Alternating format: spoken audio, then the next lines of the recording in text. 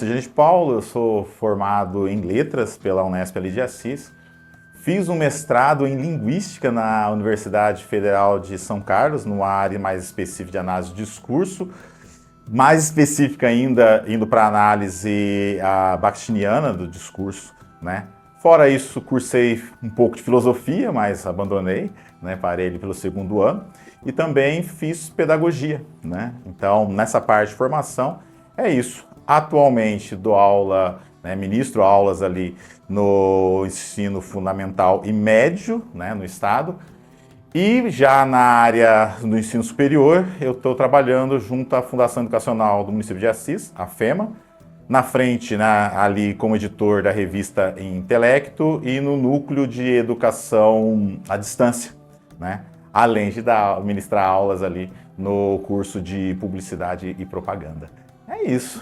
Olha, para falar a verdade, assim, eu sempre gostei de ler, né? Sempre gostei de ler e escrever.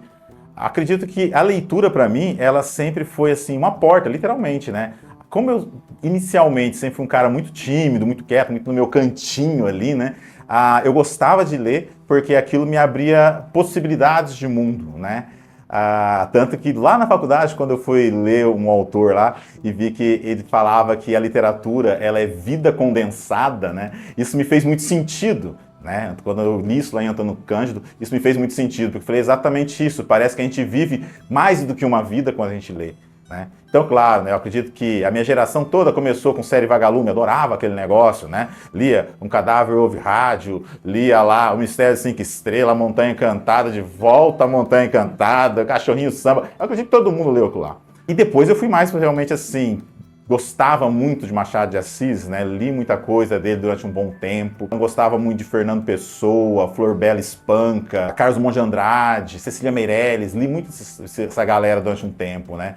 E depois fui ficando mais velho, já fui mais lendo os textos de filosofia, então o caminho ele foi por ali, né? Uma literatura de entrada, né? Mais palatável, acredito que era mais palatável, e em algum momento isso foi intensificando, indo para as leituras um pouco mais densas, por assim dizer, né? Sempre gostei de falar sobre aquilo que eu estudo, sobre aquilo que eu gosto, né? Gosto quando as pessoas interagem com isso. Então acredito que o caminho foi por conta disso, gostar da leitura, caminhar para um curso de letras e, por conseguinte, bater lá como professor. A questão da tecnologia, né, influenciando produções, eu acredito que já nem é um assunto tão recente, né? O que vem recente agora é que está dando destaque demais para a tecnologia relacionada à inteligência artificial. Eu gosto, acho legal ver a evolução dela sim. Se a gente olha para alguns anos atrás, né, como era a inteligência artificial, e para o que ela está fazendo hoje, aquilo parece extraordinário, né? Ela é capaz, sim, de produzir um texto, né? Com muitas ressalvas que eu faria, mas sim, ela é capaz de produzir um texto. Ela é capaz de corrigir um texto. Ela é capaz, por exemplo, de estar ali ao seu lado como seu interlocutor direto, né? Então, em vez de eu imaginar um interlocutor intermediário para quando eu estou produzindo meu texto, eu posso ter um feedback, um retorno muito rápido ali, né? Escrevo algo, coloco ali, peço para ela opinar sobre aquilo, né? E ela vai apontar, às vezes, os pontos fortes, pontos fracos, e aquilo vai me ajudar. Entender a inteligência artificial como uma tecnologia, como uma técnica, que ela está presente hoje e que sim, ela vai fazer parte da nossa vida, né? Entender que isso é mais uma ferramenta de construção, né? Do que necessariamente uma substituição do autor, do criador, eu acho que é o caminho, né? O que parece é que toda vez que a gente tem a criação de uma nova tecnologia, aquilo parece assustador. A pessoa olha e fala assim, olha só, vai acabar com a forma de arte, vai acabar com o poder criativo. Quando, na verdade, o sujeito está utilizando aquilo como uma ferramenta. Aliás, ele pode usar aquilo como uma ferramenta de criação, seja para uma revisão de texto, seja para complementar alguma ideia, seja como um interlocutor mais imediato, né? Então, esses caminhos todos que possibilitam a criação a partir da inteligência artificial. Não como um substituto do autor, né? Mas como mais uma ferramenta para o autor. Como a gente não precisa mais escrever em papiro, né? Com pena. Graças a Deus tenho um computador, eu consigo digitar, refazer, reformular. Não uso mais uma máquina de escrever que tinha que ficar lá apagando o negócio depois, ou ter que rasgar a folha. Então, eu acredito que a inteligência artificial ela possibilita esse caminho, né? Mas sempre com essa ressalva que ela não vai substituir, né? As pessoas que ainda tentam fazer a substituição, ou seja, usar a tecnologia a inteligência artificial como um substituto, elas vão começar a perceber que ela não é 100% eficiente, né? Como às vezes a gente faz perguntas básicas para ela, ela erra, né? Ela responde coisas que não são verdades, né? Eu lembro que uma vez eu brinquei com isso, eu estava em Maracaí e falei, você conhece a história do Menino da Tábua? Sim, é uma lenda urbana do Rio Paranapanema. Ela começou a dar uma descrição nada a ver. Aí eu falei assim, você está um pouquinho enganado, isso aqui não, que aconteceu aqui em Maracaí. Não, realmente, é uma lenda urbana de Maracaí, de um menino que morreu afogado.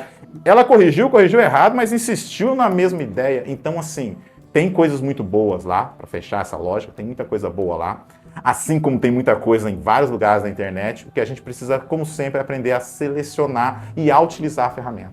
Quando a gente fala de produção local, primeiro detalhe, quando a gente fala 43 escritores, né, locais, isso aí já é um número significativo, principalmente se eu olhar no histórico, né? Quantos eu tinha há 2 anos atrás, há 3, há 10, né? E aí vem a pergunta invertida, né? Por que será que essa produção está crescendo? Por que estão aparecendo novos autores locais, né? Eu acredito que alguns fatores são importantes. De novo, olha só, que a gente estava falando de tecnologia como algo ruim, eu vejo como algo positivo, né? A internet, ela possibilitou a democratização da função de autor, né? Qualquer um pode escrever, né? Diferente de alguns anos atrás, que precisava passar pelo crivo de alguém, né?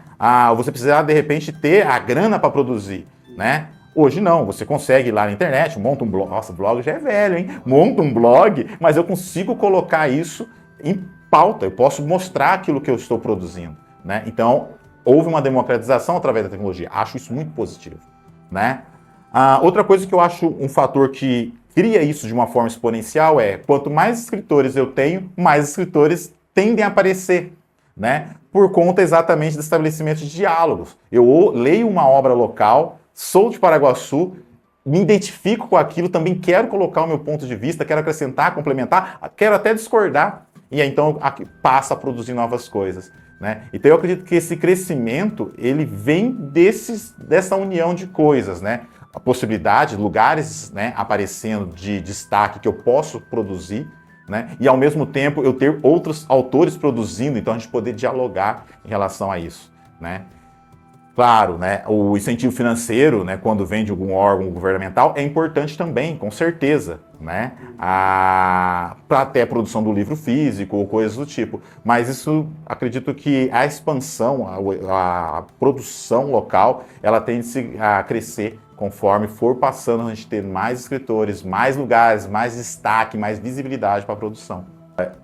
Analisar se tem declínio ou se tem vamos assim dizer, uma elevação do gênero, depende de ponto de vista, depende daquilo que você está colocando como referência, né? E isso é um risco, porque se eu coloco, por exemplo, como referência uma literatura consagrada ou uma literatura elitizada, é claro que aquilo que não é produzido por esse meio não é bom, né? Então veja que se eu começo a criar parâmetros nesse sentido, eu não consigo analisar a produção em si, né? Até porque a questão do bom, né, vamos assim dizer, do bom, do certo, do errado, isso é muito relativo, né?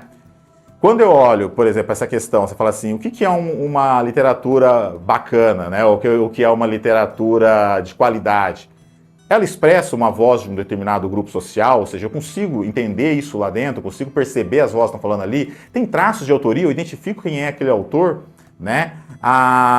Tem alguma quebra, às vezes, com o próprio estilo anterior. Olha, essa aqui, nessa época, você escrevia assim, esse cara escreve diferente, né? Então veja que isso foram marcando os clássicos, né? Se eu olho para um Machado de Assis, por que ele foi o Machado de Assis? Né? É porque em algum momento ele quebrou com o padrão, né? Então se eu começar a achar que tem que seguir esse padrão para ser bom, eu nunca vou ter a criação do novo. Né? Eu nunca vou ter a possibilidade de alguém expressar algo novo, diferente, porque tem que seguir a receita, né? Então, falar em declínio, ele é meio, vamos assim dizer, complicado. A gente tem que analisar a obra em si, né? O que ela apresenta de qualidade e porque, de repente, ela é expressiva dentro de um determinado contexto social. Acho que aí seria o caminho. Quanto mais autores eu tenho produzindo, falando sobre aquele lugar ou vindo daquele lugar, E essas pessoas vão ganhando visibilidade, é claro que vai levando a nossa história para frente, né? Vai mostrando quem os autores de Paraguaçu. Se eu começo a reforçar isso nas escolas, né? Então, se eu tenho alunos, né, pessoas em processo de formação que passam a entender a função de autor, que queiram ser autores, que tenham vontade de escrever, né? Isso vai crescendo e vai tornando ela duradoura, né? Talvez esses autores hoje são a base dos novos autores, que vão vir para dialogar com eles. Pierre Levy, né, ele fala que a tecnologia em si ela não é boa nem má, né? E tampouco ela é determinante de uma sociedade, sim, ela é condicionante. O que ele quer dizer com isso, né? Quando eu tenho uma nova tecnologia, quando eu tenho uma nova técnica, ela cria condições para uma determinada sociedade chegue onde ela está, mas ela não determina como é essa sociedade. Então, né, dizer que essa tecnologia ela criou uma sociedade ruim, né, não necessariamente ela foi determinada por essa tecnologia. Agora, onde está essa mídia? Ela precisa estar necessariamente num material impresso, num livro de papel que eu pegue, né? Aí não, né? E na minha época, quando começou a popularizar o celular, né, o demônio era o celular. Nossa, o mundo, a humanidade ia acabar a partir do celular. Quando a galera começou a perceber que, né, os mais velhos começaram a perceber que as pessoas ficam o tempo todo no celular, aí você imagina, tá fazendo nada. Às vezes, hoje é difícil dizer se a pessoa tá fazendo nada. Por exemplo, eu leio muito por celular, né? Eu consumo muita coisa em vídeo, né? Lia muito mais livro físico na minha época? Sim, porque na minha época era o livro físico mesmo que a gente achava com mais facilidade.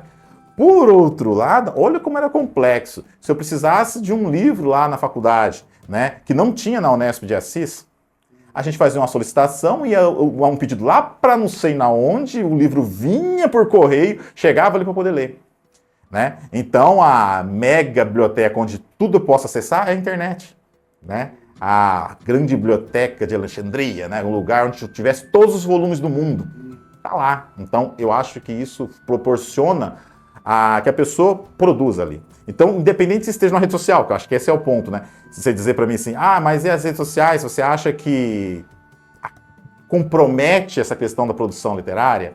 Na verdade, ela não compromete, né? No sentido de falar assim, tá acabando com tudo. Na verdade, eu tenho coisas boas lá. O problema, na verdade, é sempre seleção. Toda vez que eu olho para essas coisas, eu vejo que é uma questão de seleção. Tem muita porcaria lá, né? De novo, tem muita coisa, de repente, ruim na internet, sim, mas tem muita coisa boa.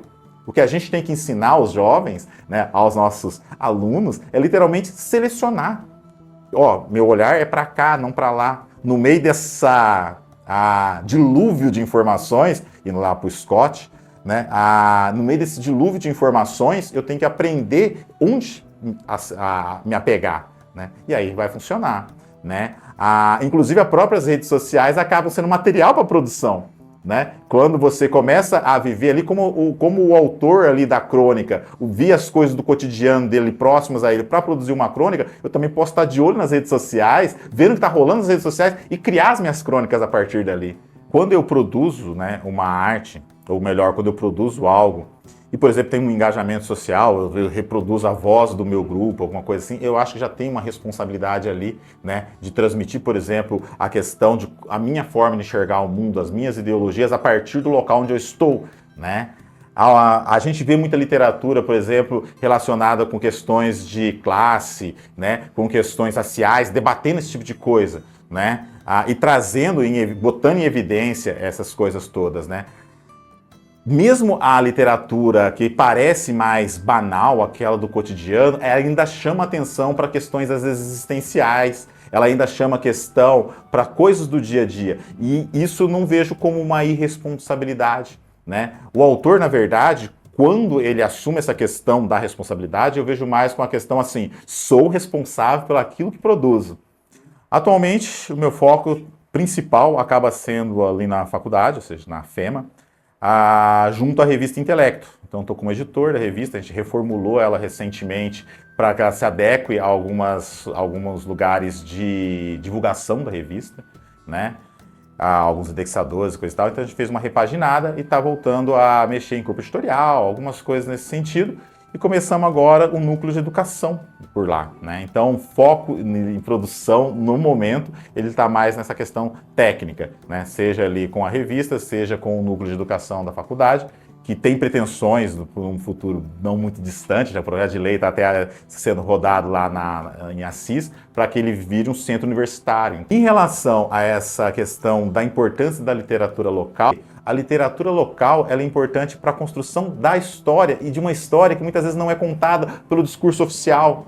De repente, nos textos oficiais que falam de Paraguaçu, não tem o olhar do paraguaçuense. Então, o paraguaçuense que vai e conta como é a história de Paraguaçu, ele traz um olhar muito particularizado, né? Um olhar muito mais humano em relação ao que é Paraguaçu, né? Não vem apenas a parte formacional, vem a parte de sentimento em relação à própria cidade, né? E demonstra, evidencia novamente essa questão dos autores paraguaçuenses como uma representação de um grupo, né? Ou de um povo, né? Especificamente local, mas que tem muitas coisas em comum, certamente, com outros lugares, né? E tem suas particularidades que seriam legais ser compartilhadas. Então, essa questão do crescimento dos autores, eu acho que coloca Paraguaçu em evidência, né? Uma evidência de uma cidade que tem sua história, que tem os seus autores, que tem a sua produção artística e que passa a ter destaque, né? Num âmbito de repente regional num primeiro momento, mas em algum momento ou em outro momento. Então eu acredito que o caminho da discussão foi muito bacana, né? Ela aborda as questões locais e ao mesmo tempo ela questiona coisas que já são mais do que locais, né? Porque a interferência da tecnologia, ela não é aqui apenas, né? Nós estamos em todo o mundo hoje se questionando, né? Será que vamos ter uma inteligência que vai substituir o ser humano? Né? Será que o ser humano ainda já é, na verdade, substituível? Né? E qual vai ser o nosso papel nesse novo mundo? Acho que se não passamos por esses caminhos, deixamos as pontas para o futuro. Aí.